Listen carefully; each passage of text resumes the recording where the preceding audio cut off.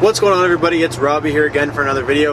Today we're going to be talking about the top mistakes people make when it comes to their cars. When it comes to caring for them, maintaining them, and just the everyday maintenance that a car needs that some people just flat out ignore, and kind of the consequences that can come along with it. And so the thing I'm going to start with, because it is inspired by me seeing this on the road, it's now halfway through May. Today was 20 degrees outside, and it's maybe not been the warmest so far yet this year, but there's been no snow for a couple months. And by not the warmest, I mean it isn't summer yet, but it's been damn well in the teens for a while now. And this guy I saw today was driving those winter tires, and it's not just this guy, it's a lot of people. There's some people at my work that drive with their winter tires on, and they have the ability to do so at work to get them changed. But this was inspired by me seeing that and me thinking, like, really, like, how do you not go and change those? Like, how do you not care enough to not fix that problem? So number one is going to be changing your tires. Always change your tires.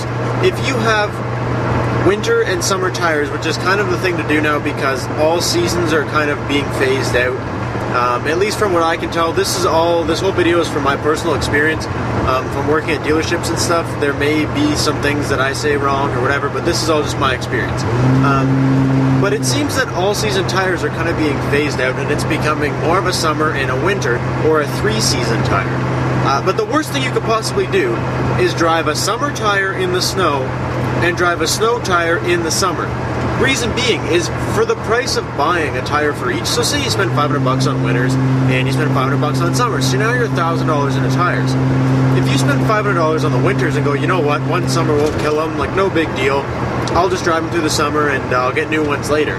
And then you kill your tires, you're going to be back another $500, let's say, in at least a year's time, driving them throughout the whole summer. Then if you're lucky, you'll get another winter out of them. So you're already at $1,000, even if you do it for 2 years. Tires would last you about 5 years. So you're going to spend $2,000 in the time where you could have just spent $1,000 if you just do it right the first time. Number two is going to be checking your tire pressure. Now, this may not seem like a big deal to some people, and they may say, oh, you know what, I never check mine and my tires are always fine. But those people may not last, their tires may not last as long as your tires do. If your tires are underinflated, overinflated, if they're not at what they're supposed to be, the wear is not going to be what it's supposed to be. Tires are designed to be at a certain PSI, in certain temperatures, and if you're not cooperating with your car and doing what the tire is supposed to be telling you to do, it's not going to last its expected full life. These aren't things that are going to kill you right away or all of a sudden your tires blow up, but you won't see any benefits from being lazy and not checking. You'll see benefits from checking more often, and as frequently as you check, you'll know with rising and dropping temperatures how it changes and everything.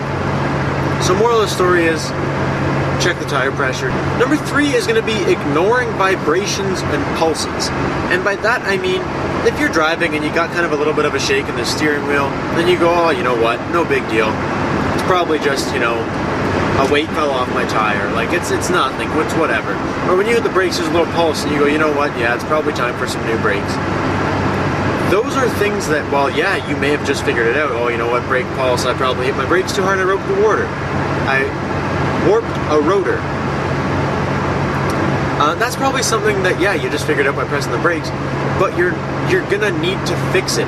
And the worst thing is people say, oh, you know what, I've had a vibration. Well, do you know what it is? Yeah, it's whatever they think it is. Now, how long have you had it? Oh, you know, a few months. If you have a vibration, it's never good. Whether it be the weight fell off your tires, like whatever the reason is, it's gonna cause damage elsewhere. So simple thing like your weight falling off the tire and you don't want to pay to get it rebalanced, sure, you may not think anything of it, you just got to deal with the vibration, but what you're not knowing is that tire's out of balance, which means it's wearing the rubber unevenly because there's different weight in different places as the tire's driving around, and it all comes back to the same point. Just don't be lazy. Number four may seem a little bit weird to some people, but I'm gonna say it anyways. And it's not necessarily for everything and every part or everybody, but to an extent this does apply, and that's using generic parts. If there's a part that is generic, that is important to your car, it's probably recommended you don't use it, because every car is different and every car is set All their parts are set to handle different everything. Like, they're set for different strength, different thickness, different job, different life expectancy, like different weight ratings, different everything. None of the parts are built exactly the same on different cars. Well, for the most part. So to get a generic part that fits, you know, a GM and a Ford and a Chrysler, that may be great and it might save you a bunch of money when you buy it, but it's not going to last as long as if you bought a part that was built for that car. So it's the same thing. Don't buy the part for cheaper when it's not actually going to do as good or last as long as the part that was meant for your car, because there's a reason they're made for your car. They're tested and the manufacturer has approved them to go on your car. A generic part a manufacturer doesn't have to approve, meaning it may not actually meet the standards that your car needs. Number 5 is going to be delaying your oil changes. And no matter what the excuse, reason, what your manufacturer says you should do it at, or what you've been doing it at your whole life, it's never good to go past what the manufacturer says. No matter how far past, like, yes, within hundreds and up to, like, there's a certain extent where it's not that bad. But if you're just saying, you know what, like, it'll be fine, I'm going to keep doing it, you may not see, you know, the damage you're causing now, but when you start to have problems with your car later in life, and your car doesn't last you as long, and you hear all the stories of, well, you know, my 04 Mazda 3 got me 400,000 kilometers. Wow, how'd you do that? Mine died at 250. Easy stuff. You probably maintained it. You probably got your oil change when you were supposed to, and you probably did everything that the manual told you to from Mazda, because Mazda knew best when they were making that car what it needs. Now, this is obviously talking about more stock cars. Once you get into build things and stuff, it's a little different, but this is all geared towards stock vehicles. Number 6 may seem a little bit, you know, obvious, but checking your levels.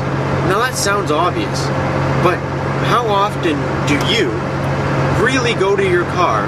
I'm sure there's a lot of car guys out there that are like, yeah, I know what you're talking about, I check that stuff all the time. But there's a lot of you that probably couldn't tell me what your coolant levels are at, what your brake fluid levels are at. You probably don't even know where to check. But it's supposed to be checked. And if you notice it's getting low, you can prevent things from failing. If you notice your car is eating coolant, you can know, okay, I probably have some sort of internal engine issue. If it's not leaking out the bottom or you don't see it anywhere, but you check and you see it's not there, you have some kind of internal block issue with your car. And it's just good to know before your car detonates in the middle of the street that you had something happening. And number 7 is going to be a little bit different, but it's going to be ignoring rust. It's as simple as, I'll give you the same thing I tell a lot of other people. My dad had a truck for 12 years. At year 10, it started rusting. And it started rusting bad because it had started inside the panels and worked its way out. So 10 years, he would have spent $1,000 on rust proof. Instead, by the time the rust poked through the paint on the other side, it was already like $2,000 to get it fixed because of where it was. And that's just an unnecessary bill that you could have prevented. So there you go, that's my perspective on the top 7 things that people ignore on their car that should not be ignored. Now, I know lots of people that watch this channel are probably car people, and they're like, you know what, that's stupid, I always check these things. But there are people out there, turn the key, drive. They couldn't care less. They don't check, they don't care, they bring it in for service, that's it. It doesn't faze them one bit. But when their car goes, oh, they get mad at you because the car blew. But it's not anybody's fault but your own if you don't maintain the car. Anyways, I hope you guys enjoyed today's video. I will see you tomorrow. Thank you guys so much for watching.